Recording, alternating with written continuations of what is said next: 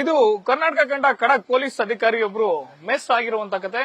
ಶಿಕ್ಷಕರಾಗುವಂತಹ ಮೂಲಕವಾಗಿ ಎಸ್ಎಲ್ಸಿಯಲ್ಲಿ ಅನುತ್ತೀರ್ಣರಾದಂತಹ ಮಕ್ಕಳಿಗೆ ಪಾಠವನ್ನ ಮಾಡುವ ಮೂಲಕವಾಗಿ ಎಸ್ಎಲ್ಸಿ ಪರೀಕ್ಷೆಯಲ್ಲಿ ಅನುತ್ತೀರ್ಣರಾದಂತಹ ಹಲವು ಮಕ್ಕಳು ಈಗ ಪಾಸ್ ಆಗಿದ್ದಾರೆ. ನಮ್ಮ ಜೊತೆ ಡಿಎಸ್ಪಿ LY ರಾಜೇಶ್ ಅವರು ಇದ್ದಾರೆ, ಮಾತಾಡ್ತಾ ಹೋಗ್ತೀನಿ. ಸರ್, ಎಸ್ಎಲ್ಸಿಯಲ್ಲಿ ಫೇಲ್ ಆದಂತಹ ಮಕ್ಕಳಿಗೆ ಪೂರಕ ಪರೀಕ್ಷೆ ಮಾಡೋದ್ರ ಮೂಲಕವಾಗಿ ಸುಮಾರು ಮಕ್ಕಳು ಎಸ್ಎಲ್ಸಿಯಲ್ಲಿ ಫೇಲ್ ಆಗಿ ಕಾಲೇಜ್ ಹೋಗದೆ ಮನೇಲಿದ್ದಂತ ಮಕ್ಕಳಿಗೆ ಕಾಲೇಜ್ಗೆ ಹೋಗ್ಲಿಕ್ಕೆ ಒಂದು ಅವಕಾಶ ಸಿಕ್ಕಿದೆ. ಏನ್ ಹೇಳ್ತೀರಿ ಸರ್? ಇಲ್ಲ, ಇದು ಮನಸ್ಸಿಗೆ ತುಂಬಾ ಖುಷಿ ಕೊಡುವಂತ ವಿಚಾರ. ಎಷ್ಟೋ ಕ್ರೈಮ್ ಕೇಸ್ ಪತ್ತೆ ಮಾಡಿರ್ತೀವಿ, ಆದ್ರೆ ಮಗು ಲೈಫಲ್ಲಿ ಒಂದ್ ವರ್ಷ ನಾವು ಉಳಿಸ್ಕೊಡೋದ್ರ ಜೊತೆಗೆ ಗೊತ್ತಿಲ್ಲ ನಾಳೆ ಆ ಮಗು ಆ ಒಂದ್ ವರ್ಷದಲ್ಲಿ ಏನ್ ಆಗ್ತಾ ಇದ್ದ ಅಂತ. ಯಾಕಂದ್ರೆ ಆತರ ಸುಮಾರು ಕೇಸಸ್ ನಾವು ಕಂಡಿದ್ವಿ ಸ್ಟೇಷನ್ ಅಲ್ಲಿ. ಯಾರ ಜೊತೆನೂ ಸೇರ್ಕೊಂಡು ಗಾಂಜಾ, ಕಳ್ತನ ಮತ್ತೊಂದು ಆಗುವಂತದ್ದು. ಅಂತದೊಂದು ತಪ್ಪಿ ಆ ಮಗು ವಿದ್ಯಾಭ್ಯಾಸ ಮುಂದುವರಿಸಿದೆ ಅನ್ನೋದೇ ದೊಡ್ಡ ಖುಷಿ ಇದೆ. ಸರ್, ಎಷ್ಟು ಜನ ಮಕ್ಕಳು ಈ ಒಂದು ಶಿಬಿರದಲ್ಲಿ ಭಾಗಿಯಾಗಿದ್ರು ಸರ್? ಮತ್ತೆ ಎಷ್ಟು ಜನ ಪಾಸ್ ಆಗಿದ್ರೆ?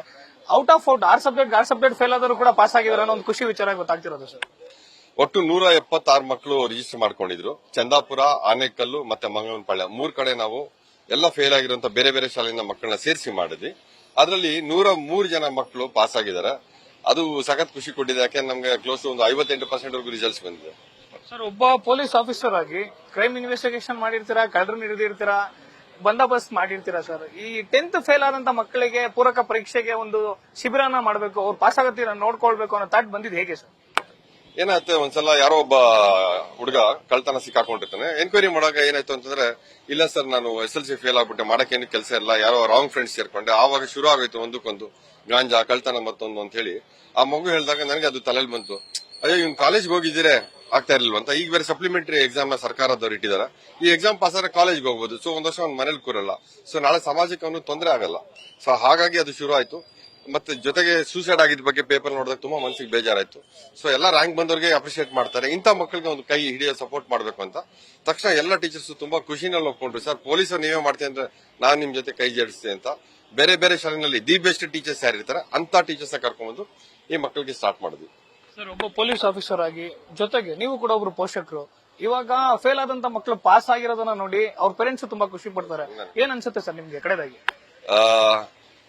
ನಾನು ಒಂದು ದೊಡ್ಡ ಕ್ರೈಮ್ ಕೇಸ್ ಸಾಲ್ವ್ ಮಾಡಿದಾಗ ಎಷ್ಟು ಖುಷಿ ಸಿಗ್ತಾ ಇತ್ತು, ಅದೇ ಖುಷಿ ಇಲ್ಲೂ ಸಿಗ್ತಾ ಇದೆ. ಅಲ್ಲೂ ನನಗೆ ಸಿಗ್ತಾ ಇತ್ತು. ಯಾಕಂದ್ರೆ ನನ್ನ ಕರ್ತವ್ಯನ ನಾನು ಮಾಡಿರ್ತಾ ಇದ್ದೆ.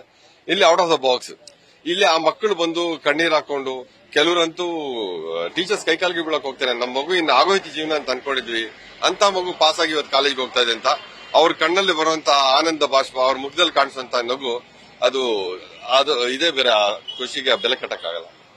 ಇದಿಷ್ಟು DSP LY ರಾಜೇಶ್ ಅವರ ಮಾತು. ನನಗೆ ಒಬ್ಬ ಪೊಲೀಸ್ ಅಧಿಕಾರಿಯಾಗಿ ಒಂದು ಕ್ರೈಮ್ ಕೇಸ್ ಅನ್ನ ಸಾಲ್ವ್ ಮಾಡಿದ್ರೆ ಎಷ್ಟು ಖುಷಿ ಆಗುತ್ತೆ, ಮಕ್ಕಳು ಇವತ್ತು ಪಾಸ್ ಆಗಿರೋದು ಕೂಡ ನಮ್ಗೆ ಅಷ್ಟೇ ಖುಷಿ ಆಗ್ತಿದೆ ಅನ್ನೋ ಒಂದು ಸಾರ್ಥಕ ಮಾತುಗಳನ್ನ ಹೇಳ್ತಿದ್ದಾರೆ. ಕ್ಯಾಮ್ರಾ ಪರ್ಸನ್ ಪ್ರಶಾಂತ್ ಜೊತೆ ಶಿವಕುಮಾರ್, ನ್ಯೂಸ್ ಫಸ್ಟ್, ಬೆಂಗಳೂರು.